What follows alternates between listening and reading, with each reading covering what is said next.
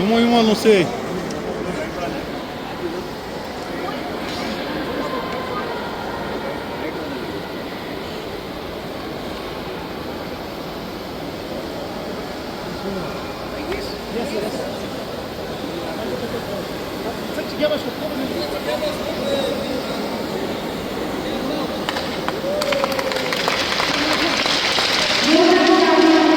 Formally commence the proceedings of the ceremony.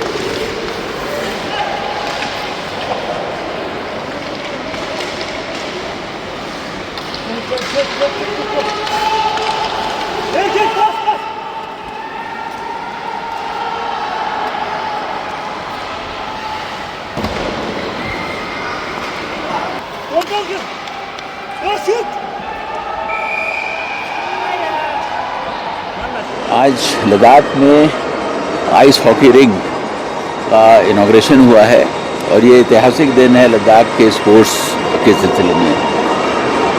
हम सबको मालूम है कि माननीय प्रधानमंत्री जी खेलो इंडिया, फिट इंडिया जैसे प्रोग्राम्स को बहुत बढ़ावा देते हैं और लद्दाख में जो बच्चे हैं उनको जो आइस हॉकी का बहुत शौक़ भी है और इस रिंग के बन जाने से अब हमारे जो लद्दाख के बच्चे हैं वो 24/7 12 महीने यहाँ पर प्रैक्टिस कर सकते हैं, मैचेस खेल सकते हैं।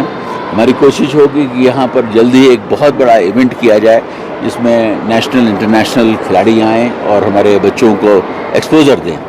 तो आज का दिन बहुत ही मुबारक दिन है और हम अपनी लद्दाख के सभी स्पोर्ट्स एंथुसियास्ट को मुबारकबाद देना चाहता हूँ कि इसका ज़्यादा से ज़्यादा वो प्रयोग करें और ये कोशिश करें कि रिंग जो बनकर सरकार ने बनाया है यहाँ पर उसको हम हमारे जो स्पोर्ट्स एंथुसियास्ट हैं, जो हमारे बच्चे हैं, दिन रात यूज़ करें। और जहाँ तक यूटी एडमिनिस्ट्रेशन का सवाल है, हम हर सुविधा हमारे बच्चों को देंगे जिससे कि वो नेशनल और इंटरनेशनल लेवल पर मेडल लेकर यहाँ पर आए। धन्यवाद। हाँ, ये रिसेंटली हमारा एक इलेक्शन हुआ था 2 अगस्त को मुंबई में, जिसमें हमारे 5 स्टेट्स जैसे हमारा ice hockey association of Ladakh, ice hockey association of JNK, Himachal, ice hockey association of Maharashtra, इन सब ने मिलके हमने एक बॉडी बनाया है, ice hockey association of India, जिसमें मुझे प्रेसिडेंट अनकॉन्टेस्ट यूनानिमसली बनाया गया।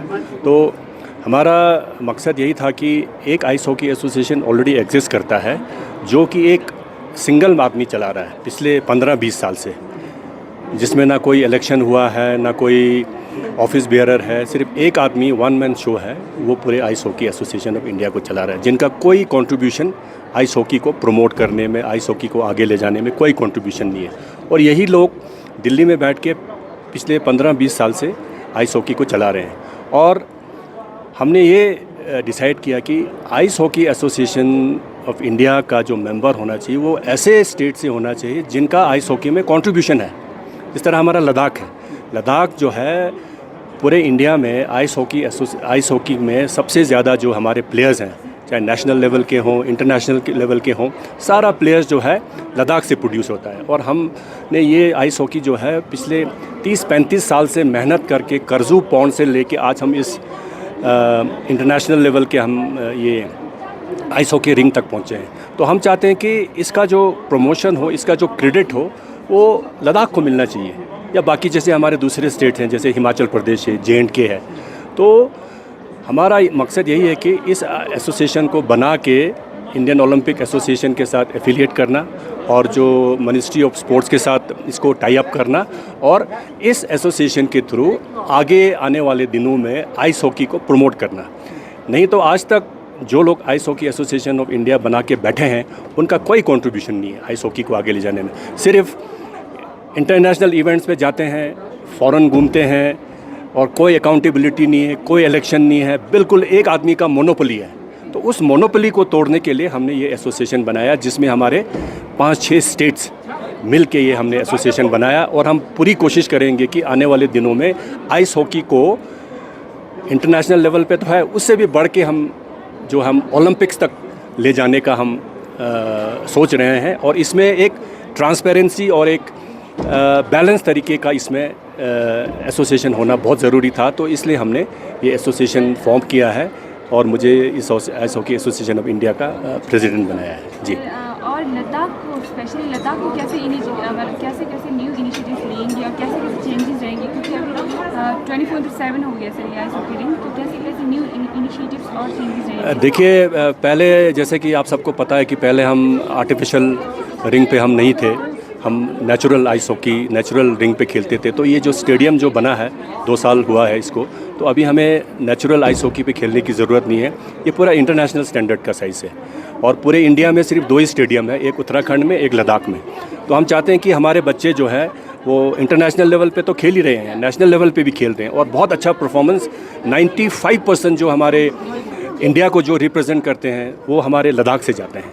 तो उनको जॉब अपॉर्चुनिटी भी काफ़ी, अब नया स्टेट स्पोर्ट्स पॉलिसी भी आ गया, तो उसमें भी हमारे बच्चों को जॉब का हो या मेडल अगर नेशनल लेवल पे लाएं, इंटरनेशनल लेवल पे लाएं, उनके लिए स्कॉलरशिप, प्राइस मनी का भी हो गया है। तो हम चाहते हैं कि आइस हॉकी जो है लद्दाख का हब है, और लद्दाख का स्पोर्ट्स है, नेशनल स्पोर्ट्स है, लद्दाख का स्टेट स्पोर्ट्स है। जैसे इस साल लास्ट ईयर हमारे गवर्नर साहब ने इसको लद्दाख का स्टेट स्पोर्ट्स डिक्लेयर किया है।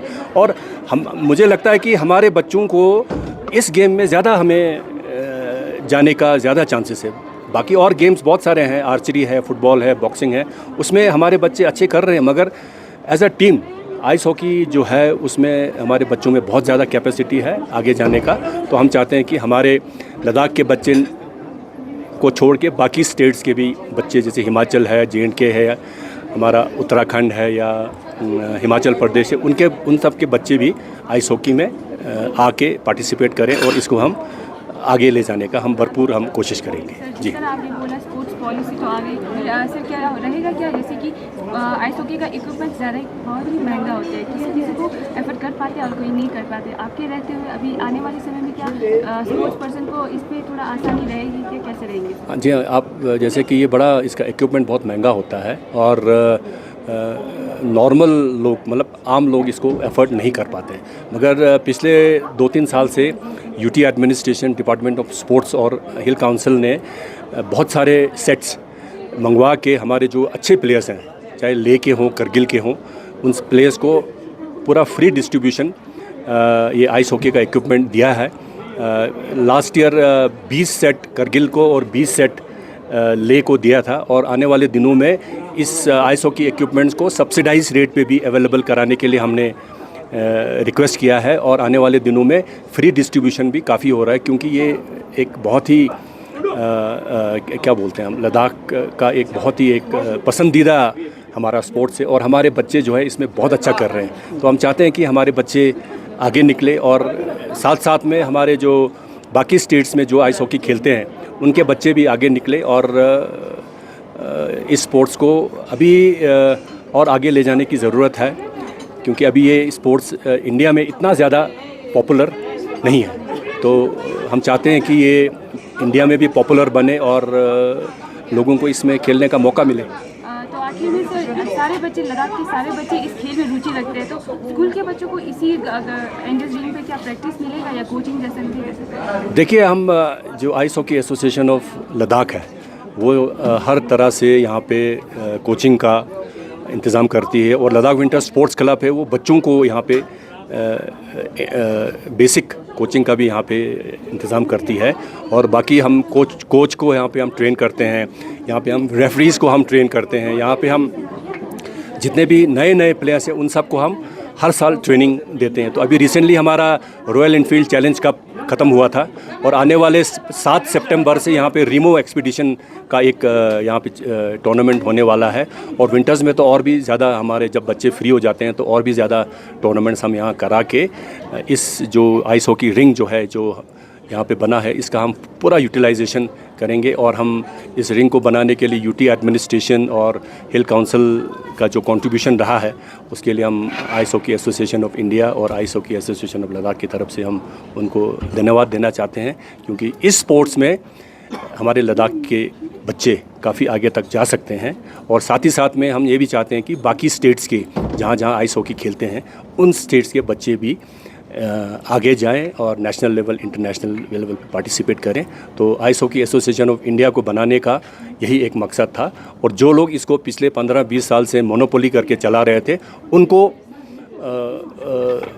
क्या बोलते हैं, उनको मतलब चेंज करके, रिप्लेस करके ये एसोसिएशन जो है हमने रिकॉग्निशन के लिए हमने अभी इंडियन ओलंपिक एसोसिएशन और स्पोर्ट्स मिनिस्ट्री को हमने अप्रोच किया है। तो हमें पूरी उम्मीद है कि हमारी इस बॉडी को गवर्नमेंट ऑफ इंडिया की तरफ से रिकॉग्निशन मिलेगा। सर, पिछले साल आपने बोला था कि इसको थोड़ा कैपेसिटी सीट का बढ़ाने के लिए आपने बोला था, तो काफ़ी छोटा भी हो रहा है सर, तो उसके बारे में क्या कहेंगे? क्या जी हाँ, कैपेसिटी इससे ज़्यादा हो सकता है? अब जैसे जहाँ पे जब मैचेस यहाँ पे जब होते हैं, कोई भी टूर्नामेंट्स होता है, ख़ासकर फाइनल और सेमीफाइनल्स में लोग बहुत ज़्यादा तादाद में यहाँ पे आते हैं, तो इस स्टेडियम का कैपेसिटी जो है लगभग 4,500-5,000 के करीब है। तो हम चाहते हैं कि बहुत कंजस्टेड होता है, बहुत सारे प्लेयर्स को बाहर स्क्रीन लगा के फाइनल्स देखना पड़ता है, तो इसमें अभी और 2-2.5 हज़ार सीटिंग बढ़ाने का यहाँ पे प्रोविज़न है। तो हमने अभी department of youth services and sports और यूटी एडमिनिस्ट्रेशन को हमने अप्रोच किया है कि इसमें और 2-2.5 हज़ार लोगों का अगर कैपेसिटी बढ़ जाए तो फिर ये कम से कम 7-7.5 हज़ार तक का कैपेसिटी हो जाएगा, ताकि जो है वो लाइव यहाँ पे देख सकें। तो इसके लिए हमारे एसोसिएशन जो वो काम कर रही है और आपको पता है लद्दाख में बहुत सारे क्लब्स हैं, 28 क्लब हमारे ice hockey association of Ladakh के साथ एफिलेटेड हैं। 28 क्लब जो अच्छा खेलते हैं हर जगह से, नुब्रा से, चंगतांग से, शाम से, द्रास से, जांस्कर से। तो हम चाहते हैं कि हमारे बच्चे आइस हॉकी खेलें और ये तो ice hockey association of Ladakh जो है इसको प्रमोट कर रही है। बाकी ice hockey association of India बनाने का मकसद है कि हम नेशनल लेवल पे, इंटरनेशनल लेवल पे हमारा से हो।